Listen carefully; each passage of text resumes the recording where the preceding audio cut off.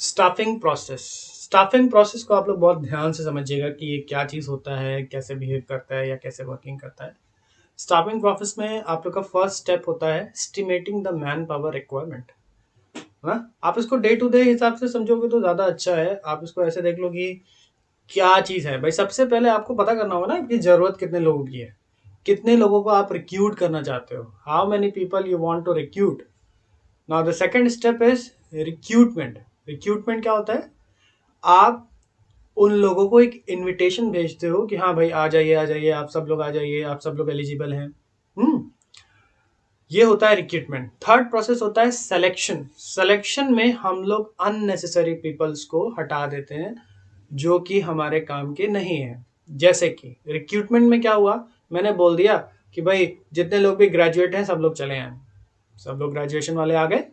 Selection process में मैंने देखा कि मेरे को चूज करना है कि भाई कॉमर्स वाले कितने हैं, उनको मैंने सेलेक्ट किया, है ना। अब कॉमर्स में भी जो लोग अच्छा स्कोर कर रहे हैं मेरे रिटर्न एग्जाम्स में और बाकी सारी चीज़ों में, उनको मैंने सेलेक्ट किया है। That is the selection process. इसीलिए कहा जाता है कि recruitment is a positive process and selection is the negative process. Negative क्यों?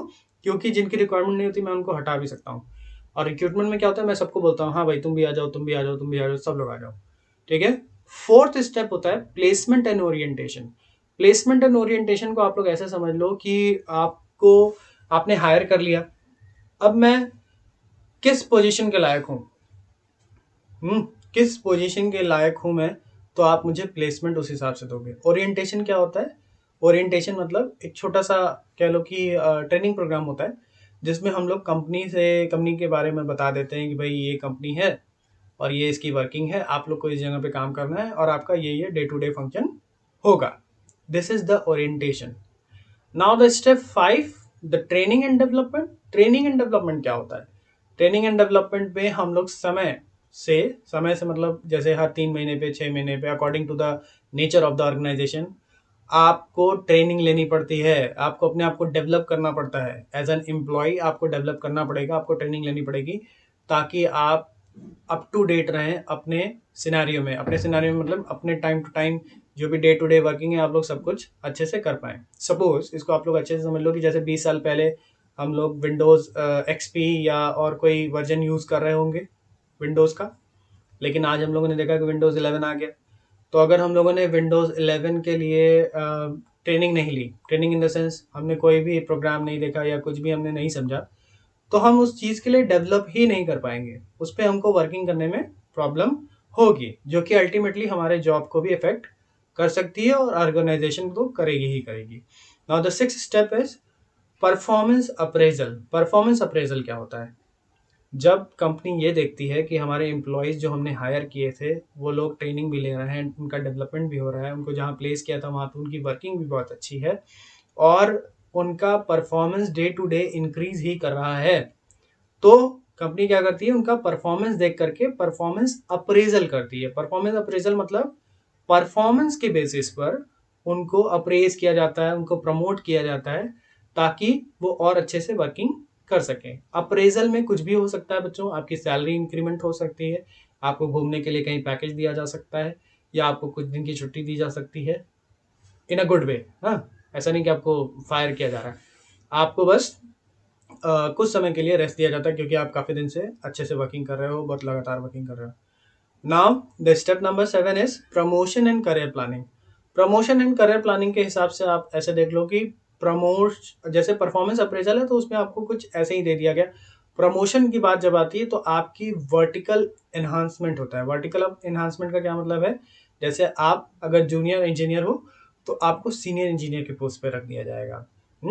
आप अगर प्रोफेसर हो तो आपको डीन बनाया जा सकता है, या आप कोई असिस्टेंट प्रोफेसर हो तो आपको प्रोफेसर बनाया जा सकता है। उस जहां पर भी हो आप उसके ऊपर की एक पोस्ट आपको प्रोवाइड कराई जा सकती है विथ अ पे scale hike and the also other types of enhancement. Career planning की बात करें तो जैसे जैसे आप रिक्रूट करते जाते हो अपने आप को, जैसे जैसे एनहांस करते जाते हो, आपका प्रमोशन होता है तो आप अपने आप में ही करियर प्लानिंग कर सकते हो। करियर प्लानिंग सिर्फ आप ही नहीं करते हो, कंपनी भी आपके लिए करती है। कंपनी आपके लिए कैसे करियर प्लानिंग करेगी? आप इसको ऐसे समझो कि जैसे आप मैनेजर हो, किसी एक सिटी में आप बहुत अच्छा काम कर रहे हो, कंपनी ने देखा कि हाँ भाई ये बंदा बहुत अच्छा है, बहुत अच्छे से काम कर रहा है, इसको हम लोग फर्दर आगे प्रमोट कर सकते हैं। तो जब आपको प्रमोशन मिलेगा तो इट डजेंट मीन कि आप उसी ऑफिस में रहोगे, हो सकता है कि आप कहीं और जाओ, जनरल मैनेजर बन जाओ।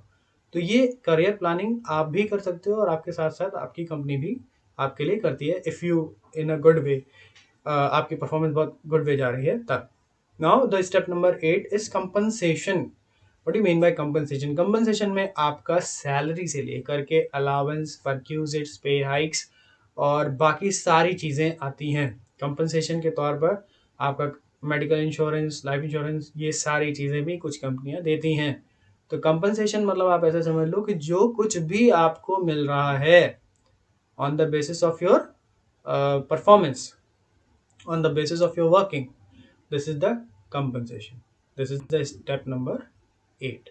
ये पूरा का पूरा प्रोसेस स्टाफिंग में आता है, ठीक है। Now next is human resource management. अब ह्यूमन रिसोर्स मैनेजमेंट क्या होता है? It involve the procuring, developing, maintaining and appraising a competent working force to achieve the goal and efficiently and effectively। अच्छा, ह्यूमन रिसोर्स मैनेजमेंट का सीधा सा मतलब है ह्यूमंस को मैनेज करना, ह्यूमन को सही जगह से उठाना, उनको डेवलप करना, उनका मेंटेनेंस रखना। मेंटेनेंस इन द सेंस ऐसा नहीं उनको रगड़ रगड़ के साफ कर रहे हैं। मेंटेनेंस का मतलब ये हो गया कि आप उनके बिहेवियर के हिसाब से उनको मेंटेन करिए। अगर काम ढंग से नहीं कर रहे हैं तो आप उनको थोड़ा सा डांट फटकार लगाइए, काम अच्छा कर रहे हैं तो अप्रेज कर दीजिए, ये सारी चीज़ें। और कॉम्पिटेंट वर्कफोर्स का क्या मतलब है भाई? डे टू डे वर्किंग में आप लोग जानते हो कि अलग अलग कंपनी में बहुत ज़्यादा कंपटीशन होता है ना। कोई भी कभी भी फायर हो सकता है, या कभी भी आप ऐसा देख लो कि बॉस आप पे चिल्ला सकते हैं, बॉस आपको प्रेस कर सकता है। It depends on the working. तो अल्टीमेटली गोल क्या होता है? गोल ये होता है कि हमारा ऑर्गेनाइजेशन का ऑब्जेक्टिव जो है वो अचीव होना चाहिए in an efficiently and effectively manner. अच्छा, एफिशिएंटली और इफेक्टिवली आप लोगों ने पहले भी पढ़ चुके हैं, तो मैं इसको बहुत एलैबोरेट नहीं करने वाला। नेक्स्ट है ड्यूटीज क्या होती है ह्यूमन रिसोर्स पर्सनल की। जो भी ह्यूमन HRM, आप लोग इसको शॉर्ट में HRM बोलते हो, तो जो भी HRM मैनेजर होता है या जो भी HR होता है, ठीक है, तो उन लोग का जो 5 बहुत मेन ड्यूटी होती है। फर्स्ट इज रिक्रूटमेंट, वो लोगों को रिक्रूट करते हैं, बाहर के लोगों को अपनी कंपनी में आने का एक इनविटेशन, एक पॉजिटिव प्रोसेस अप्लाई करते हैं। सेकंड, कलेक्ट करते हैं इंफॉर्मेशन जो कि जॉब के बारे में है। जॉब के बारे में मतलब कि जॉब कैसे लोगों को चाहिए, या कहाँ कहाँ पे हमारे, जैसे भाई प्रोडक्शन लाइन है, फाइनेंस लाइन है ना, और बहुत सारी चीज़ें हैं कंपनी में। तो हर लाइन में कितने कितने लोगों को जॉब चाहिए या कितने कितने लोगों की ज़रूरत है, वो सारी चीज़ें ह्यूमन रिसोर्स पर्सनल देखता है। Third is developing compensation and incentive plans. Incentive plans और कंपनसेशन प्लान भी यही HR डेवलप करता है। कंपनसेशन प्लान बच्चों कि आप इसको ऐसे समझ लो कि कोई भी आपके साथ कोई भी अनहोनी होती है तो वो HR आपको प्रोवाइड कराएगा कंपनसेशन।